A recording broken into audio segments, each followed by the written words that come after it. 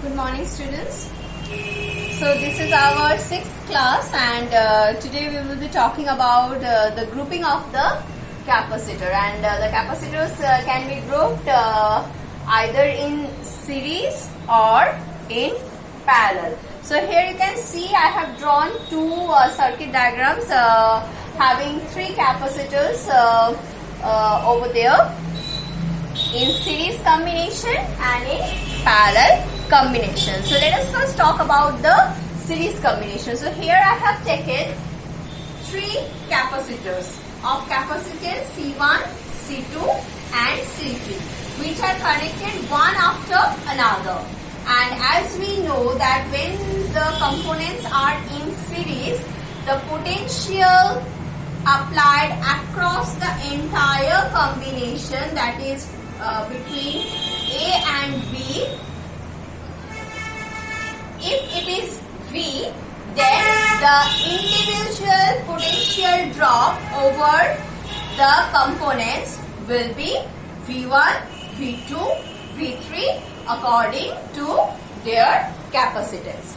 Now, before going to the formulae for the series combination, let me here describe you one thing. Suppose this terminal is supplying negative charges. So, as because this is negative, let it be negative terminal. So, when this is negative terminal, this plate, that means the first plate of the first capacitor towards the negative terminal will have the negative charges. So I have written here negative Q, and then after this negative Q, due to the charging of this plate with negative Q,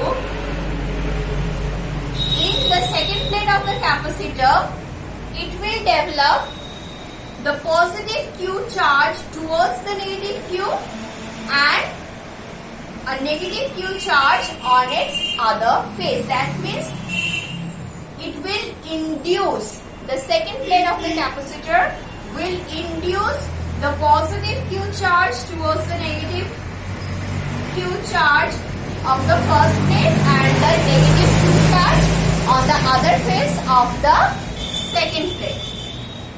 But as the second plate, this side of the second plate is connected to this side of the first plate of the second capacitor. That means the second plate of the first capacitor is connected to the first plate of the second capacitor. So this negative Q charge will be transferred, that means conducted to the first plate of the second conductor. And again induction of charge will take place, and due to that it will again, the second plate of the second capacitor will again develop the positive Q charge towards the negative Q charge of its own first plate and the negative Q charge on the other face. And as because again the second plate of the second capacitor is connected to the first plate of the third capacitor, so this minus Q charge will be conducted to the first plate of the third capacitor, and this will go on. If you have more than 3 capacitors, then also this will go on. So what you can see that as because they have the different capacitance, so they will develop different potential over there. But here the total potential difference across A and B is V. So what we can write for the series, I am doing first. V equals to V1 plus V2 plus V3. Again, Q equals to CV. So here all the capacitors are holding same amount of charge. So this Q is actually equals to C1 V1 equals to C2 V2 equals to C3 V3. Okay. So now what we can write from here? From here we can write V1 equals to, therefore V1 equals to Q by C1, V2 equals to Q by C2 and V3 equals to Q by C3. Thus, if the capacitance under series combination is written with CS, then what we can write? And if V equals to Q by CS, so Q by CS equals to Q by C1 plus Q by C2 plus Q by C3. And then what will happen? All the Q will, we can take the Q common,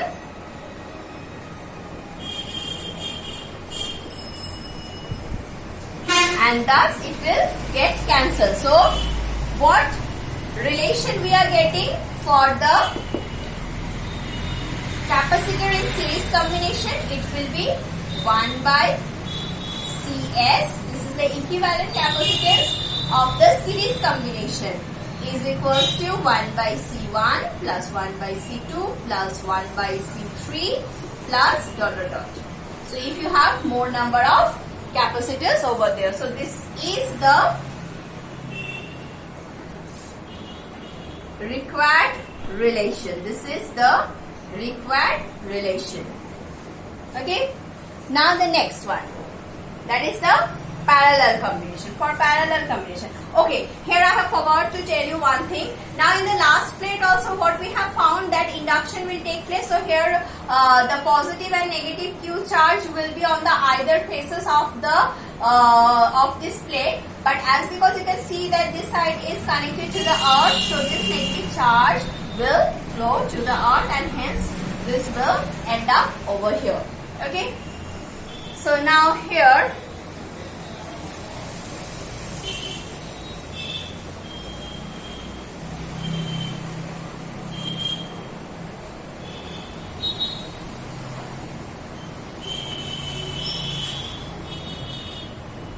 so for the parallel combination, let us see for parallel combination.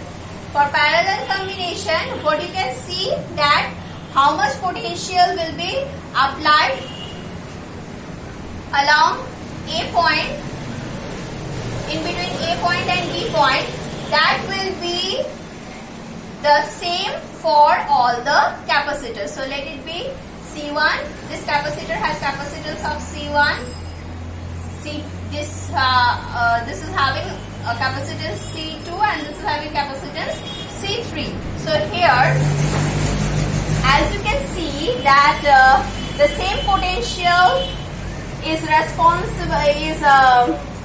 applied over each and every capacitor. So obviously the capacitors in parallel combination, they will acquire different amount of charge. They will store different amount of charges in them, and thus the total charge in parallel combination, if Q is the total charge developed by the combination, then this total charge can be written as Q1 plus Q2 plus Q3. Since Q equals to CV, so let me write it with CPV, as because I am writing the equivalent capacitance of the parallel combination as CP. Then,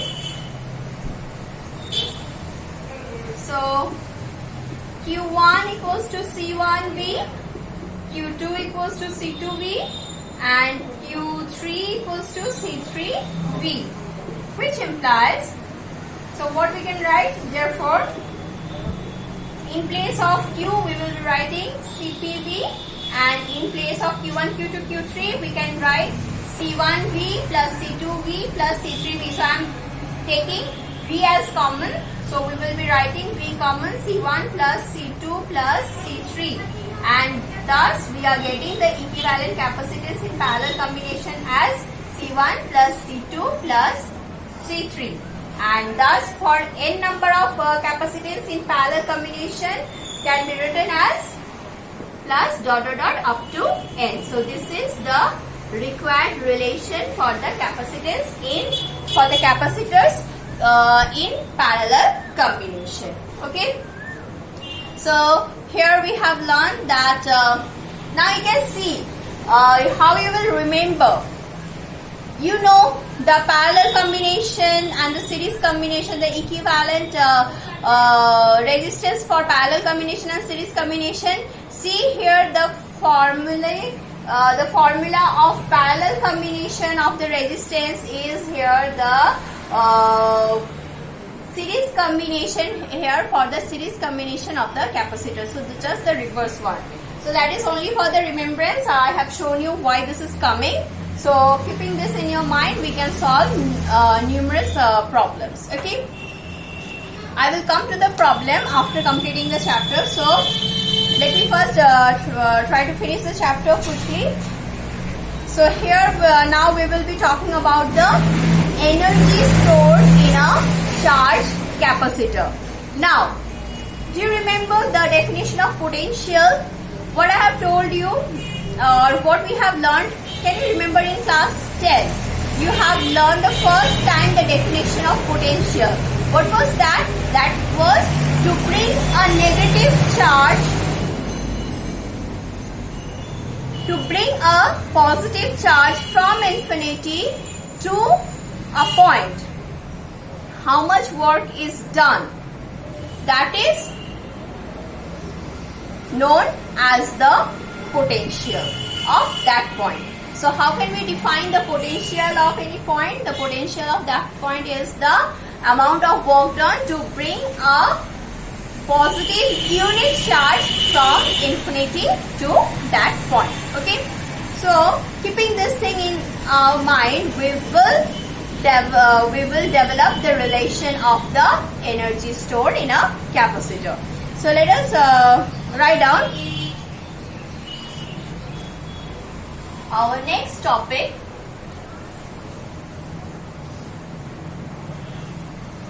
That is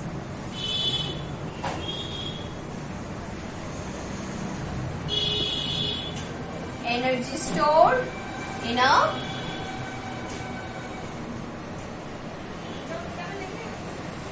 charged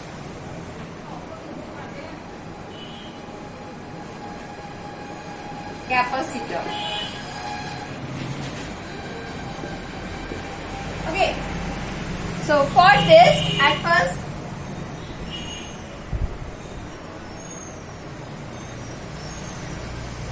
let us define the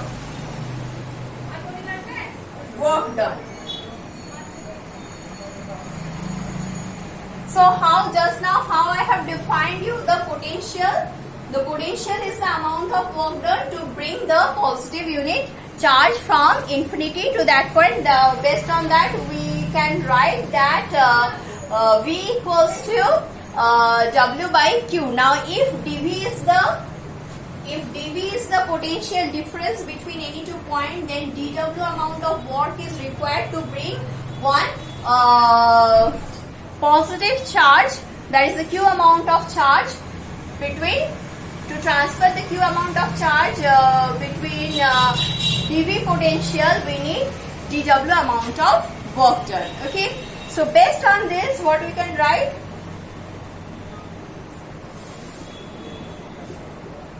Since dV equals to dW by Q, which implies dW equals to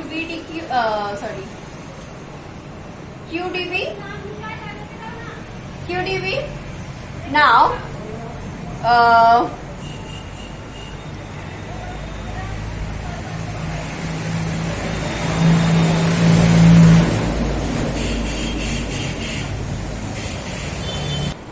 but here let us consider a capacitor under a fixed potential V, under a fixed potential difference, that is V. Now, under this fixed potential V, if we want to store very small amount of charge dQ in the capacitor, then how much work is required to be done? So for this, based on this concept, what we can write? Based on this concept, we can write that for V potential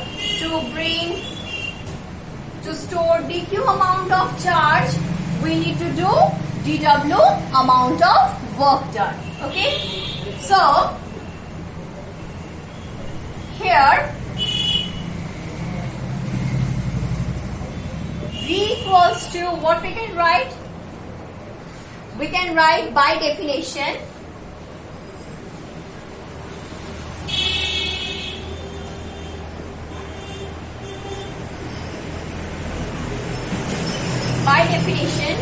V equals to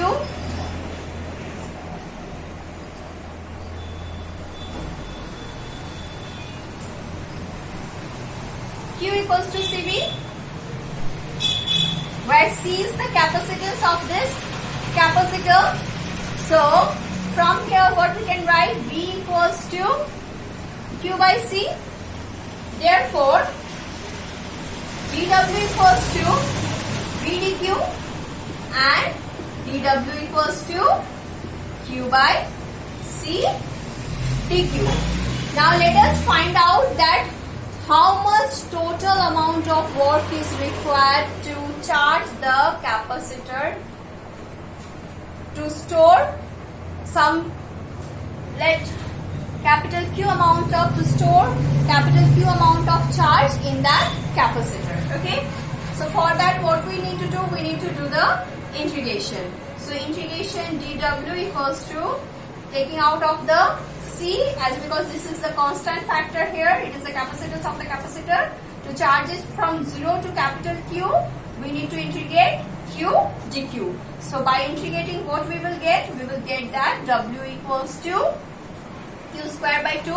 That means half Q square by C, 0 to Q. So it is becoming half capital Q square. Okay. Let me write one more step for you. And this is becoming half capital Q square by C. So this is the amount of work required to be done to store the capital Q amount of charge in this capacitor of capacitance C. Now this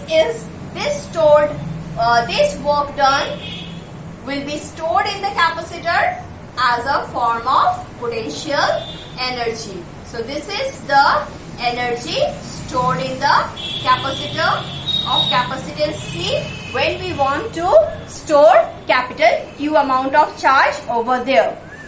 Now by changing the relation, we can write, suppose if Q is not known to us, that means under how much potential we are keeping the capacitor of capacitance C. Based on that, what will be its energy stored or the potential stored in it. So we will replace this Q, and for that we can write down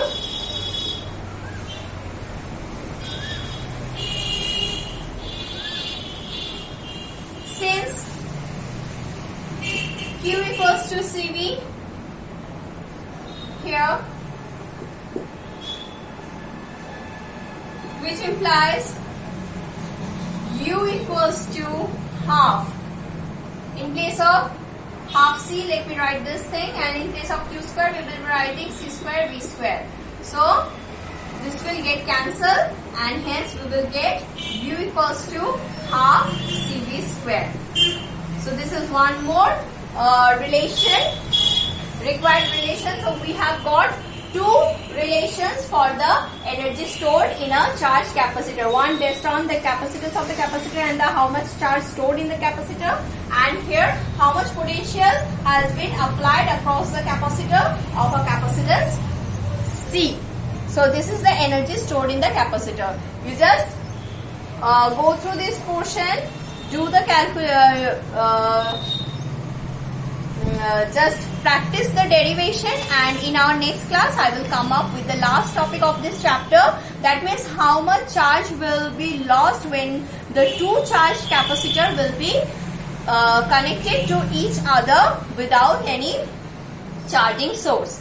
So we will do that last topic, and then we will solve few numericals. Okay. Till then, keep practicing. Bye.